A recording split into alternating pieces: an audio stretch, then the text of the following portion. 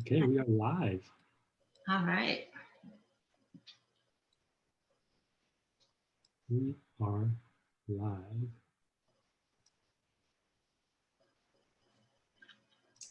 Pull it up. Go.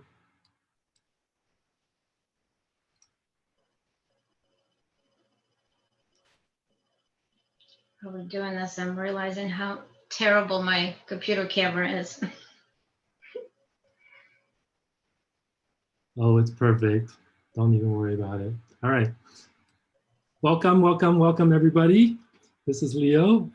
Welcome to Live with Leo at 5. Today, I have a super special guest with me. Her name is Julia Bendis, and she is a specialist in relationships, and I want her to actually do her official introduction so that I don't mess it up. But she has been a long, long time matchmaker. She's an author, and she works with a lot of people. And I just want to get right into it with her, but I want her to introduce herself to you so that you can really understand where she's coming from. And then we're going to get into some topics. So take it away, Julia. Thank you, Leo. Thank you for doing this. And so I'm looking at two different cameras because we're doing Facebook Live and Instagram Live. So just if people are watching me turn my head. But so yes, I'm a matchmaker. I'm a coach, relationship dating coach, and I've been doing this my whole life since I was probably a teenager, meddling in people's love lives. I recently wrote a book called No Smiling Allowed, if you can see it, that it is available on my website right now, and there will be an audiobook coming soon in the next couple weeks on Amazon, and you could purchase it on my website as well. I'm an immigrant. I moved here with my family from the former Soviet Union when I was 13 years old. And we were one of the first Russian families in Orange County, Russian Jewish families in Orange County. So the book is kind of about my just the process of coming here, the funny stories. It's all funny stories about how we immigrated here, a little bit about how I started matchmaking. And I work with couples and singles all over Orange County. And lately, I started taking on clients nationwide. So I have a huge network of other matchmakers that I work with, and we work with all ages, all types of people, all backgrounds, anywhere from, I would say, 25 to 100. Although I try not to take on people that are under 30 just because they're still not that serious. They're dating, they're trying to find their, just having fun, a lot of them. So that's a little bit about matchmaking, and my website is matchbyjulia.com. I'm sure we'll put that. But it's been very interesting to do matchmaking and to be in the industry that I'm in now because of isolation and this virus. So we've been setting up a lot of virtual dates, kind of what you and I are doing right now. So we've been doing a lot of dates via Zoom, FaceTime, whatever, just to get people still connected because everyone's feeling lonely. And in fact, my phone has been ringing off the hook in the last couple of weeks because I think people are realizing just how lonely they are, being stuck in the house with maybe just their pets, if they don't have family close by or they can't visit family right now. So it has been very interesting. It's definitely been a different type of business lately, but hopefully it'll start to go back to normal. Yeah, no, I definitely want to get into some of that. There's everybody's experiencing something very different, nowadays. And so I love all the guests that coming in and bringing their perspective based on their profession and based on what they're going through, either personally or with their business. And so that's something definitely I want to touch on a little bit. But I want to know, I was just thinking, I want to know more about like how you actually got started. You said you kind of basically started very young, something that you kind of maybe in your feeling and in your intuition that you had some thoughts about like, hey, how does this work? Was there some sort of a moment that like it dawned on you like, hey, this is amazing, I could actually do this and do that? And tell us a little bit about like maybe what caused that to happen. Maybe it's your personality, what your family structure is, you know. So the kind of like the origin of like, you know, what became this big, you know, business that you have now for such a long time. Yeah, well, it's interesting you asked that question, is that, you know, matchmaking originated in Eastern Europe, in Russia and Poland. And in fact, both my mom and my grandma matched people back in Russia. My grandma lived in Ukraine, which used to be part of Soviet Union. She always brought people together. My mom did the same. And I talk about that a little bit in the book as well. It was kind of like, you know, just part of me, in my blood, so to speak. And I always laugh when people like Patty Stanger, you know, who's on Bravo, always says that I'm a third generation or fourth generation, whatever she claims to be, matchmaker. And it literally was in my blood. It was just so, it was an intuition, like you said, and I go a lot with my gut. And I just, you know, even though I went to school for social work because I always wanted to help people, I spent more time meddling in people's love lives.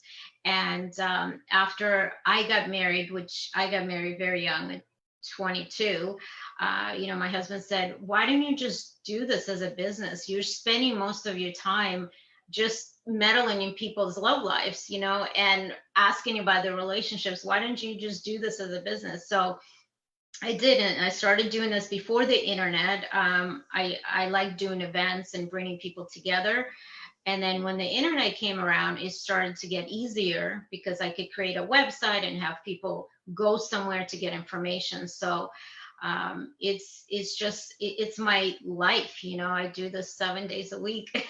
So And so what do you love so much about it? I mean, what's going on? Like, you know, that's, you know, obviously you love it so much, but you know, when I think about like, oh my God, I gotta match these people up. Oh, like they don't want this, they don't want that. Like, oh my God, I get stressed out thinking about it. So what is it for you that it's so, you know, special and so that you get so much joy out of it? Like, you know, take me through like your experience.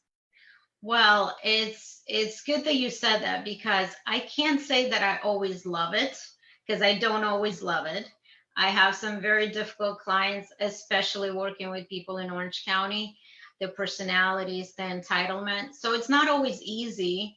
The part that I love about it is when people listen to me and I actually listen to what I tell them and the guidance that I give them and the feedback.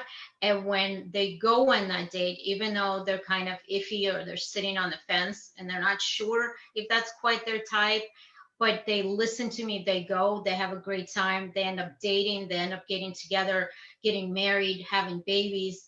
That is the part that I love. So when people actually listen to me and listen to my gut and trust me that I know what I'm doing, that's the part that is just incredible, and you can't describe it, you know. So to me, it's really just the love of bringing people together. And you don't know how many phone calls I get on a daily basis, weekly basis, saying, I'm so done with online dating. I'm so done with just trying to find someone. I give up. You know, it's just too hard. Just help me. I'm so lonely. I'm so tired of this. And be able to tell that person that you're not alone. That's why I'm here. That's why my business is still thriving, even in what we're going through, you know, this pandemic. So that is the reward that I get, is when I get text messages early in the morning. Oh my God, the date went amazing. I love him. I love her. Can't wait to see them again. Thank you so much for pushing me to meet with her or him. You Yeah, know, for sure. You know, we're all human beings. Let's just face it. The honest truth is that we're our own worst enemy, right? oh yeah. Oh Right? yeah. We don't People, eat the right yeah. things. We don't take good care of ourselves. You know, so dating no different, right? Oh, for sure. And I think we're so hard on ourselves because that's just our human nature.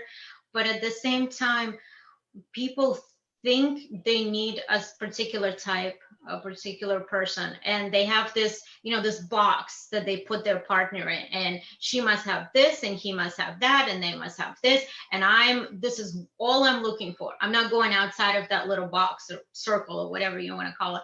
And that's where they get stuck, because they're looking for a certain type of perfection, a certain type of person.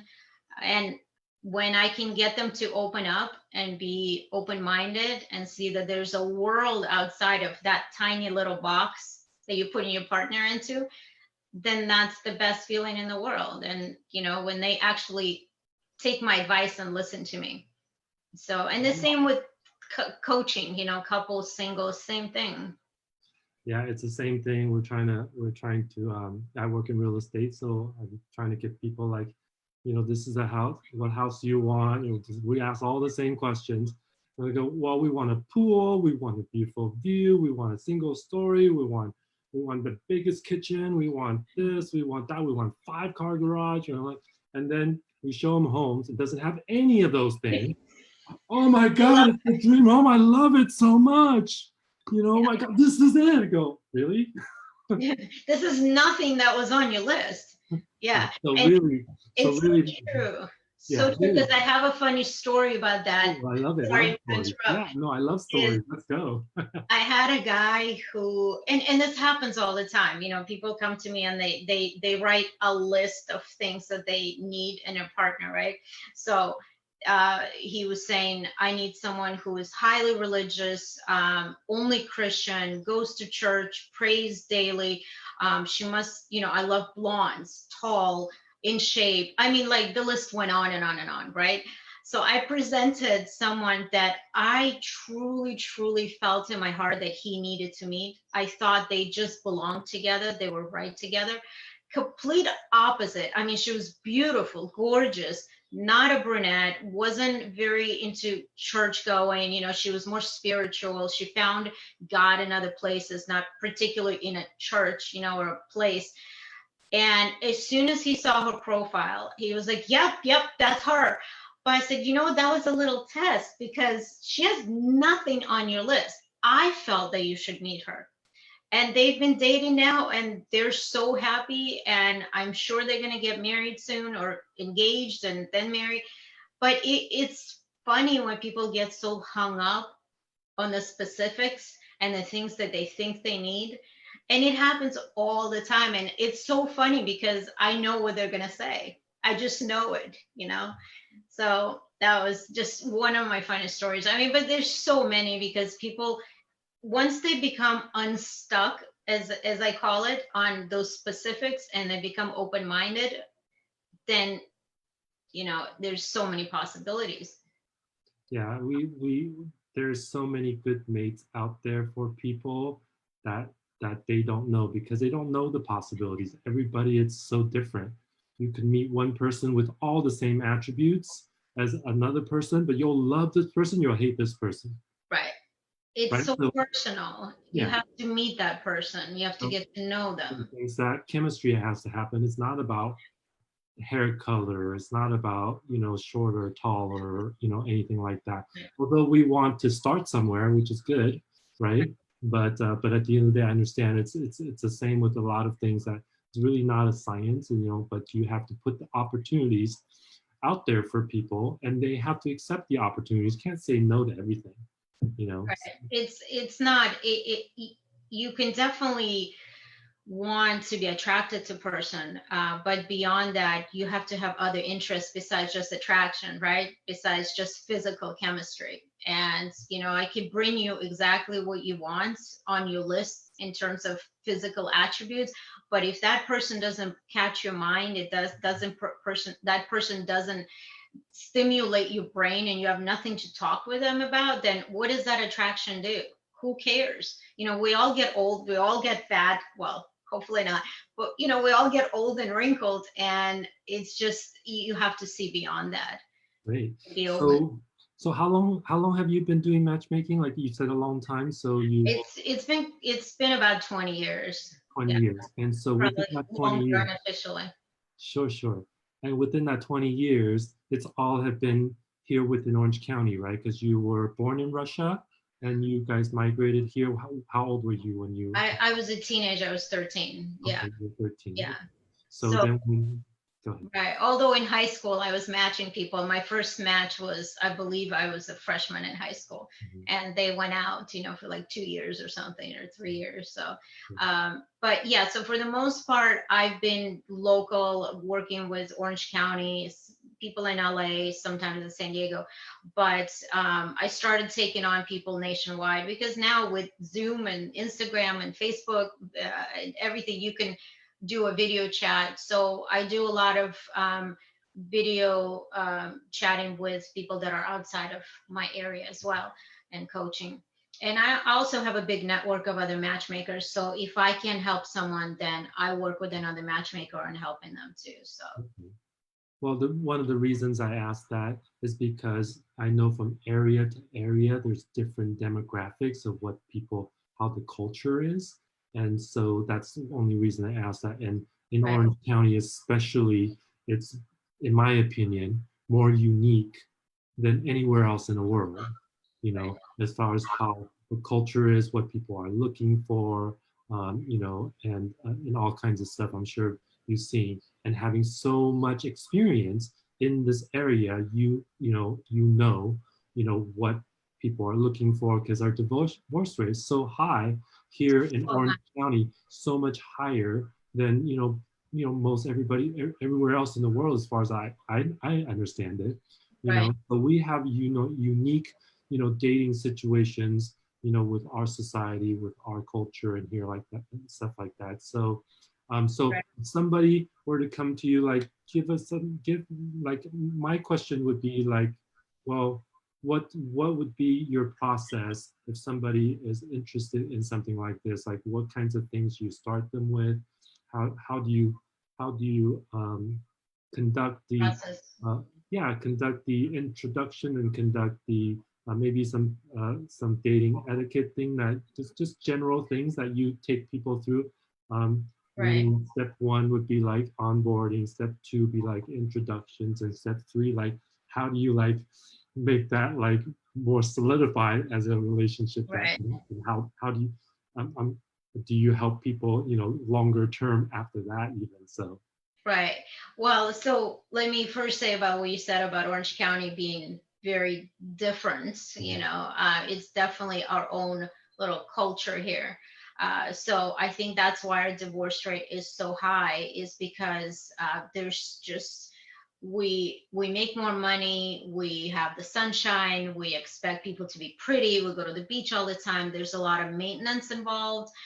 People are expecting their partner to be physically fit at all times, and this perfection, right, that Southern California expects. So I think that's a huge reason why our divorce rate is so high, is because people keep moving from one person to another, thinking there's something better out there. And that's the problem. So I try to work on that with people as well. When I'm providing matches, there's a lot of people that will just go, next, next, next. Who else do you have? Let's see, who else do you have? And I'll say, no, I go one person at a time. So the process is pretty simple. Everybody goes to my website, fills out a form. On the very top, it says get started. They have to fill out a very extensive form for me to get to know them, to see if I can first even help them. Once they fill it out, I sit down, look through it, do a little research to see who I have, and then first decide if they're even ready for matchmaking, if they're ready today. Because some people are not ready. They think they are, but they're not. To be honest. So we decide if they need some coaching first. For example, if they're coming out of a divorce, or if they're coming out of an abusive relationship, or they've been out, but they think they're ready to get back into it. And we work on it. We work on, how to present yourself, online dating, even setting up your profile online. What's the best profile to put out there? What's the right profile? We work on the pictures. And so there's a lot involved. So before anything else, they have to fill out my form on the website. They attach some pictures, so I know what they look like at least. And then I send them to my photographer once they decide which membership they want. That's what I'm trying to say. So, and I offer different memberships. They can do month to month, they can do a 3 months, we can do longer. Although I really don't like to have people with me longer than 3 months, because I want them out there dating that one person and getting to know them. I don't want them to spend a year with me. I want them out there dating, especially if they're a certain age and they still want to have kids. So there's always, a time clock ticking for some people. Um, so that's the process. And then in a normal world before the pandemic, I would set up the date. So I would exchange their phone numbers, usually the day before, have them talk to each other. And then they meet at the restaurants or location that I choose. That's for the most part quiet, so they can talk and have a conversation. And then they each have to email me feedback, and then we talk about it. How was the date? What did you talk about? What did you like? What did he say? What did she say? What you didn't like? So there's constant guidance, there's constant feedback for both, and you'll never be in the dark about, does she like me? Does he like me? Is he going to call me? Everybody's always in the loop. So that's kind of the process. Okay. So I'm sure everybody's asking, like, aside from the process, there's basically, you are matching people. So can you give us some insights as how you actually match people up? Like, what are you thinking? Or you could give us a couple of examples of how those things worked out. Why did it work out? That kind of things, just a couple of things so that people can really understand, like, hey, we get it. Logically, we're like, hey, this is me, introduce me, and then we get married. Right. But there's a lot of things that you're doing, in between to actually make sure that that happens properly. I'm sure some coaching is involved as well, but there's this, you have to kind of match people by chemistry as well. Right. Of course, there's a lot involved. And that's why I have that form for people to fill out. I put together their profiles, and they basically, when we sit down in person, we talk about what looks like, what they're looking for. I take everything into consideration: their religion, their culture, their hobbies, their life in general. So obviously, if someone is super healthy and they work out 4 to 5 days a week, I'm not going to set them up with someone who doesn't ever work out and is not interested in staying healthy. So there's a lot that goes into it. The background, children, whether they want kids, whether they don't want kids. So it's a big process, and it takes a lot of time. But at the end of the day, it's all on paper, right? So until they meet in person, it's almost, it's so hard to tell, because on paper, that person may be perfect. But once you meet with them, it may be a completely different story. So. Sure. I mean, everybody's got to come forward with their deal breakers first, right? Of course. Right. And then from there, then it's a chemistry thing. But I was hoping I would pull something out of you, some kind of secret. I know. Kind of secret that we all need to know. It's funny people ask me that, but there's no science behind it. And I absolutely hate when these so-called matchmakers or big matchmaking companies, including eHarmony, that say they've developed a secret, that they have a formula of how to calculate. There is no formula. We're human beings. This is all based on a connection, and whether we vibe with each other, as the kids say, right? And if our souls are comfortable with each other. I tell people, when you're with each other and you first date, if you feel like you've come home, like you're comfortable, then that's the person. That's your person that you can just do nothing with. I mean, of course, not in the beginning, the first date. I want them to talk. I want them to get to know each other. But it's really all comes down on mental chemistry, mental and physical, there's so much more that like has to align, right? So I can feel it for them, but they have to feel it too, right? Well, it's like you said earlier, you know, all of us here, everybody, we all have more and more ADD, Oh, yes. right? More and more, not just dating, for everything. Yes. The grass is always For greener.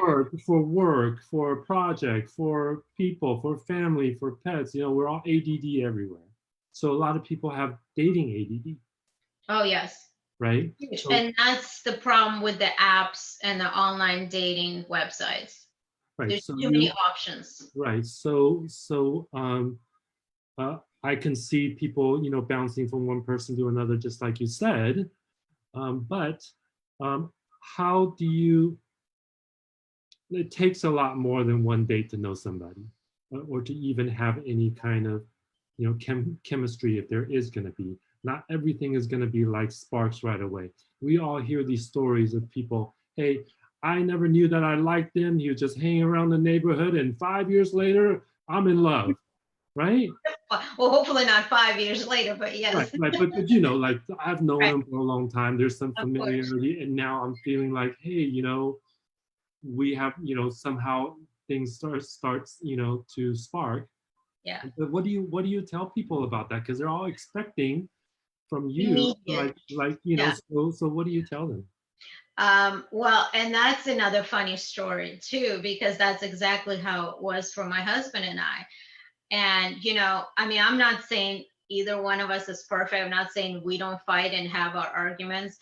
But that's exactly what happened is when I met him, we had, it was the worst date in the world. We just didn't, everything kept going wrong.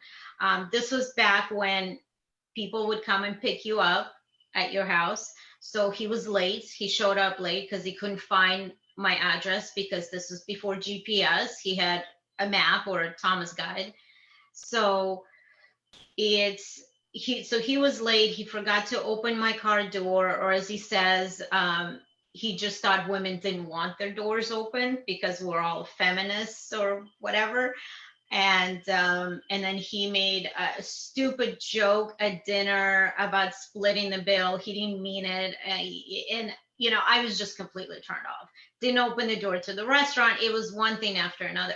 He was just really, really nervous, and he was going by what his buddies told him, what the women he's met in the bars told him, that I don't need you to buy me a drink. I can buy my own drink. You don't need to open my door. I can open my own door. So it was just overall, it was awful. I didn't talk to him for a month. He kept calling. He sent flowers. He sent, oh, I don't know if he sent flowers. He sent chocolates. He sent a teddy bear. It was like one of those custom made teddy bears that I fed to my dog. And he tore him apart. And I was done with him. And then he was very persistent, and he kept calling and asking, what did I do? Just tell me what I did wrong. If you never want to see me again, fine. Just tell me what I did so I know for next time. So I did. And I just laid it all out there, and I told him, you did this, and that. And he was stunned. He thought, I am so sorry. I was so nervous. And I've been told by multiple women, this is what you people want, that women don't want me to pay for your food and drinks and open the doors. And I said, what woman doesn't want that? We all want it. I don't care if we're feminists, we still want it. So when I gave him another chance, and if I didn't, you know, it's 22 years later, 2 kids later. Well, So that's the hard thing about all of this. More and more as time goes, and I'm sure you see it and talk to people all the time, so I'm sure you know, right? Everybody's got their own rules nowadays. It's not like the 50s where we all knew each other's rules, right, right? So everybody's got their own rules, especially in our society right now where we're so individualized. right, I can't expect to know any of your rules anymore, right. right? Well, So and unless we the talked rules about it, vary. I'm sorry, go ahead. I was just gonna say the rules vary for in different cultures too, right? And in different areas and geographically, right? What goes in California may not go in the Midwest. And you know, whether you're a straight couple or a gay couple, you know, it things vary. So it's very hard, and people have to be in it with an open mind and not be so critical and judgmental right off the bat. Right. So that's where it's very helpful. You coming in the middle and saying, hey, you know, do this, do this, do this, do Right. this. This is Give them what's another expected. You, chance. you need to, well, you need to connect the dots for them because the women would not, they would not feel comfortable asking for Right. the men to do these things and that. And then there's an expectations that's there, even though she's not asking. We can't read minds, right? Right. And so you can come in the middle, right? And you can say, okay, you got to meet her here. Make sure you're on time because that's super important to her. Hey, you need to do this because that's super important. Early. So you Yeah. can set the stage for some of those etiquette to happen, Right. so that we, I can just speak for almost all men. We don't know. I have no freaking idea. Right now, if this was the 40s and 50s, sure, You would know we exactly what your role right, is because then. you would do Yeah. what your parents did, right? And your parents would have told you, and those were very simple rules. You only had a few rules, Right. right? Now there's like thousands, right? Like we have no idea Exactly. which one, right? Right. And So that's exactly what I do. There's guidance before the date. Sometimes, oops, I think we just dropped my phone. And sometimes during the date, I've actually even spied on a couple. And I shouldn't be saying that, but sometimes I will do it. I will go and hide. And I had the big sunglasses and a wig, a blonde wig, I think it was. I don't know what it was. And I just sat and kind of observed because I felt like they were lying to me, oh you my God. know? So, and sometimes I feel like I should get those, the private investigators have the long lens and the things in their ear that they can hear what the, The paparazzis or something, yes, take yeah. pictures and all that stuff. Because that's it. People say the stupidest things. People say the dumbest things. They start talking about things they shouldn't talk about. And that's what my rules are. Do not talk about politics, especially right now and after the 2016 election. That is not something you should talk about on a date. And that was an extra added layer to this business too. After the election, it was like, I will not date a Hillary supporter. I will not date a Trump. So I will not. So it was like having to keep people separated. Honestly, if people talk politics, okay, it's basically a deal breaker for me. Like, why would you need to talk On about a first date, especially, that is such a big no-no. That and sex and things that are just so inappropriate. Or the other thing is people talking about their exes a lot. Or comparing them, or just saying things like, well, my ex was such an idiot. She would do this, or he would do this. And that's a huge no-no. So I have a huge rule book, where we yeah, go over it before the date. so tell us the top 10. So that's the Obviously, no top no politics. politics. Not talking about sex or what kind of sex you like or positions or something completely inappropriate. Not talking about your ex. You are there to get to know each other. I know I'm getting feedback from Instagram and so it's kind of hard, but so you are there to get to know each other. You have to ask questions. You have to listen and let the other person talk too. So a lot of people make the mistake of, I'm just going to talk about myself because that's what people want to hear. They want to hear about my accomplishments. No, most people just want to get to know you, but they want you to ask questions about themselves too. It shouldn't be a monologue, it should be a dialogue, like a tennis match going back and forth. We all need reminders on all of those for sure. What are some of the little bit more uncommon ones that people should know? Well, just don't be inappropriate. I mean, I had clients who would this I don't know why it's stuck in my brain. I mean, I have so many weird things stuck in my brain, but this in particular is he was so excited to be on a date with her. She was beautiful, she was an attorney, had so much going for her. He was so excited that she agreed to meet with him. They went to a bar because I don't like to do big, long dinner dates. I don't think there's a need for that. Just meet for a drink. If you don't drink, that's fine. Have some appetizers, light foods. So they met at this bar. It was kind of quiet. They walked in. The minute they sit down, he starts talking to the neighbor next to them. hey, can you believe this? Can you believe this is my date? Can you believe I found her through a matchmaker? And she's sitting there going, what are you doing? Shut up. So it's things like that. You need to focus on your date, not on the waiter, server, or bartender. You need to focus on the date. And people feel like they need to impress the date. So then they start talking to those around them, and they start trying to impress them by, trying to be polite with the servers, and be polite, but focus on your date. Yeah, that's a You need to good be one. talking to them. Yeah, that's a People good one. There's forget that. too many distractions. Way too many, and they start talking about That's a things that good they one. should not be talking about. Or Yeah. the other thing is the phone. That drives me nuts, whether they're in a meeting with me or on a date, which I hear this all the time, is that people keep their phone on the table when they're eating or drinking or whatever they're, on the date, constantly. And it's not face down, which I would be okay with, even though I want your phone put away in your purse, in your pocket, wherever. But if it's on do not disturb, fine. But so you see it lighting up, right? Especially if it gets darker out, you see it. It's a distraction. So now she can't focus on what she's talking about because the phone's blowing up, or he can't focus. What do you think is going to happen? They're not going to see you again. Yeah. So put your phone away. I totally agree. It's the same as distraction. It's another distraction. Right.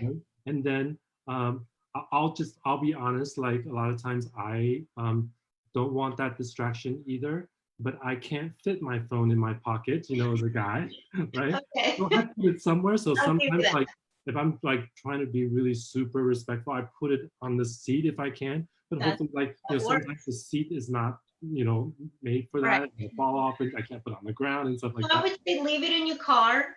I mean, an hour. Can you Yeah. be without your phone for an hour? But I'll tell them. I'll say, hey, I need to put my phone here. It's on do not disturb. It will not light up. It will not ring. It will not vibrate. It will Or not. put it face down. Or put it face down and then put on do not disturb, and just not even near you. Or under a napkin, whatever. Yeah, for sure. But if you put it on do not disturb, it will not light up.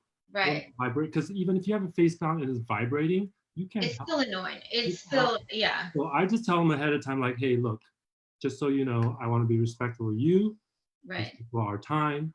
I want to focus. This is what's happening, so that they don't think like, okay, why is your phone on the table? This and that.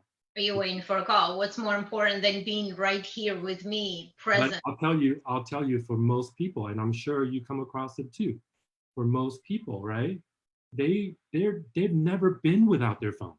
They don't Yeah. know how to be without their phone. They Right. don't know how to not do it. Especially with a certain age. So that's a super super tricky thing, right? Anybody who's uh, even people who are older now are also on their phones a lot. It's just part of our lives now. It's So, our culture. yeah, Right. it's super hard. Yeah. Right. But you should be able to put it away, just for one date, for 1 hour. And that's a big, when people give me feedback the next day, or sometimes at 10, 11 o'clock at night, it's one of the things I ask, did he ask you questions? Did she ask you questions about yourself? Or did they sit there talking about themselves online? Where was their phone? Was their phone put away? Yeah. And the other thing is walking the woman to her car, right? I think everybody wants to hear that drive safe. Please maybe text me when you get home. I want to make sure you got home safe. And if you want to see that person again, you have to ask them out right then and there. It doesn't have to be a specific day and time, but you have to tell them, listen, I had a great time with you. I'd love to see you again. And just leave it at that, because nobody wants to wait around. I mean, there's just no need for it. That whole 2-day rule, what was that thing that I have no that idea. you have to wait a certain amount of time? Yeah. You have to tell me, because there's a million rules. I have Right. no freaking idea. It does not work with me. Everybody will always know where they stand. Everybody will always know if they liked each other. And if you want to see them again, you have to ask them again. You cannot keep them waiting. Yeah. Hey, I see a lot of people on here. If you have any questions, please just go ahead and ask, and we'll get to you if we can. If you're watching live, just go ahead and put down in the comments that you're live. Just put in the word live. And then if you are watching as a replay after it's done, then go ahead and put down replay. But if you have questions, regardless if it's live or not, just go ahead and put it in, and I'm sure Julia would be happy to come back and take a look at it and help you answer some questions. So, Definitely. so a little quick announcement there. So tell us about your book. So Yeah. you wrote a book. Tell us what it's about, kind of just a general idea about the book, and I'm sure there's some philosophies and stories in the book. Can you tell us a little Right. more about it? Yeah, well, like we talked a little bit, touched on it earlier. It's really just funny stories about growing up in Russia, being a, Russian Jewish immigrant. It's mainly funny stories about my parents, unfortunately, because they're first generation, or my first generation. No, my kids are first generation, right? Because they were like fresh off the boat kind of thing. So um, it's hilarious, but it's at their expense, and of course, they know it. Just navigating life as an immigrant, and not just any immigrant. I think we came here when it was still part of Soviet Union. So there was a huge Russian population in LA, but there was no Russians in Orange County at all. Maybe there was one other family besides our own, family. So that it's just funny stories, and I think we all need a laugh, especially right now. So that's why I did this, and I'm working on the audiobook right now, and it's a little bit just a background about me and how I, started matchmaking and how it's in the family. So, and I'm offering proceeds from all the books sold to for I give proceeds to charity. I was helping a nonprofit in of the island of Honduras. Right now, they're all out of work. So 90% of their industry was tourism, and right now they're suffering. So people are going to die more of hunger right now than of the virus. So I was trying to help with that too, and there's more information on my social media about that. So if anyone wants to do good and help out, buy my book, and some of the proceeds will go Excellent. to charity. All of you guys out there who want to hear some great stories and who's interested in dating. I know there's a lot of people who, because of pandemic, are having issues with their relationships. If you're broken up or anything like that, feel free to reach out to Julia. She has, and buy her book, hire her, and she will put all I'll the live money up. contributes to charity and things like that if you're buying her book. So feel free to do that. But I'm always curious about, like you said, you guys were one of the first families, or the first families to be in Orange County as Russians. What was that like? Do you remember what was that like when you were young and you were here and you were Russian and there were no other Russians, and what was the environment for you like growing up here? Yeah. It was not fun. I mean, and at 13, kids are cruel. Kids are mean. So especially like for example, ESL in schools, it's English as second language. They have help. Most people, most teachers can call in someone and get you help with well, at least with Spanish, right? There was no Russian interpreters. There was no one to call, so we didn't know what was going on for like the first 3 to 6 months. I think the first 3 months were just pure hell. The teachers didn't know how to communicate with us. We hardly spoke any English, and I talk about that a lot in the book. I kids make fun of you, you're trying to make friends, you're trying to learn a language, and on top of it, my parents threw us into Sunday school or Saturday school at the local synagogue. So then we had to learn Hebrew. It was a mess. It was completely unnecessary. So it was very hard. It was very hard, but at 13 years old, my brother was 10. Thankfully, by watching TV, throwing ourselves into the culture, we kind of tried to assimilate really fast, and we did. I mean, like I said, the first 3 months were pure hell. After that, things got better. Our English got better. We could communicate. We started making friends. But it's a totally different culture. It's like landing from the moon. or from another planet. And so what was the biggest different thing that you remember that was that was either good or bad that you can remember? The kids being awful, mean, the abundance of food. I mean, the first time, and there's a whole chapter devoted to this in the book of just going to the store for the first time and seeing, like 20 different brands of cereals, 20 different kinds of 50 different kinds of, raisin brands or whatever it is. And we just didn't understand why that is necessary. In Russia, we didn't have cereal at all, but we had one of whatever, right? Sometimes there was empty shelves. And I think people now with this pandemic, we're starting to kind of like, going into stores and panic. Imagine that was your life. You walk in, there's nothing. They had nothing. So you have to come back the next day and the next day and keep checking. So that was the biggest shock, was just walking into a grocery store and just, we walked around with our mouths open, like, wow, Yeah. what is all this? And why do they need so much of it? And my brother said, I remember he said, why do they need so much? And can they ship some to Russia? Like, yeah, not how it works in capitalism, but that was the biggest shock of our lives. Yeah, because I'm guessing in Russia, it's more of like kind of as needed kind of a thing, right? Well, even when you need it, you sometimes don't have it, Right, sometimes don't have it. So it was like, my mom would hear that somewhere on this corner store, they're giving out chickens or selling chickens. So they would drop whatever they were doing and they would run to pick up a chicken. And it was a whole chicken, sometimes with like feathers still. It wasn't like, or maybe they take the feathers off, but that's it. So, and then you make do for that week with that one chicken, whatever it is. So, yeah, it was not easy, but,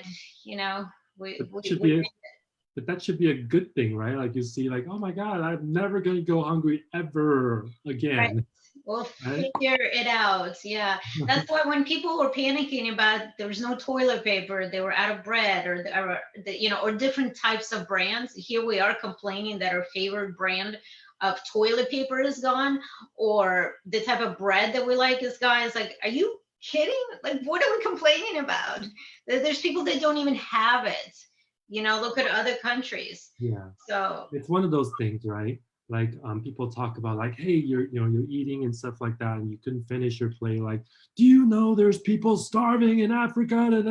Right. You don't know. Like, even if somebody tells you that, right? Like, unless you've experienced it. You have to you actually have to be in the situation. You have to be, experience that in order to know. And people, there's so many people, we've had it so good in this country for so long, of multiple generations and everything like that. And so, it's almost difficult you can't really blame them because they just haven't experienced anything else before, which is why traveling is such a great educational tool, for people. So yeah, so for sure, but I totally get it. Like same thing, right? Like there's abundance of people for you to date, right? It's not like you're some small town and everybody knows each other. You gotta go date your cousin or something. Right. There's an overabundance here. So but yeah.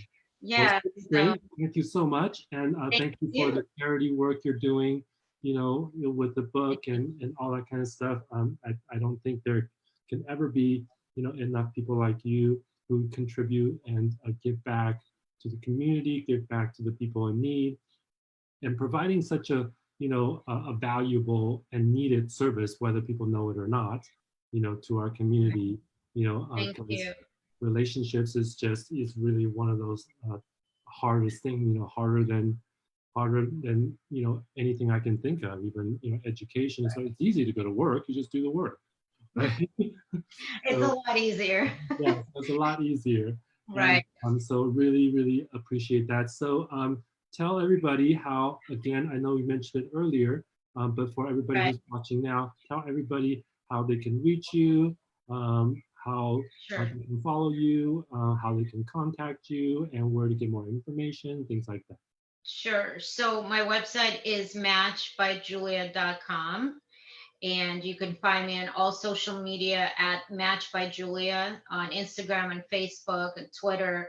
I think I have way too much social media, but it's there, so you can find me. And again, matchbyjulia.com, and you can, you know, find me on there. All the information is on the website, and my phone number, my email, everything is there. Awesome. And I'll have it in the post as well on Facebook, and I can try to make it available on Instagram as well. All these people are watching on Instagram. Thank you. As per tradition, we have a quote from all of our guests, and we'd love for you to share with us your quote. Thank you. Yeah. So this is a big thing that I always say is that we are put on this earth to help others. It's just plain and simple. It's the only reason we're here. Even though we're all busy, we're all going through hard times, but our true character shows how we treat others and whether we're there to support each other or not. Well, great. Thank you so much, Julia. It's been a Julia. pleasure to talk with you today, and hope everybody else enjoyed it and got a lot of tips, you know, on relationship, on life, on immigrating to a different country, you know, A lot. on abundance of food for gratitude and everything. So thank you all for watching. If you have any questions, go ahead and put it in the comments. We'll get to them whether you're watching it live or on replay. I will put up all the information up on the post. Thank you all for watching, and thank you again, Julia. And thank you so much. Thank you for having me. Hire Julia. Thank get a you. relationship. Bye. All right. Thank you so much. Have a great rest of your evening, and we will see you tomorrow. Thank you.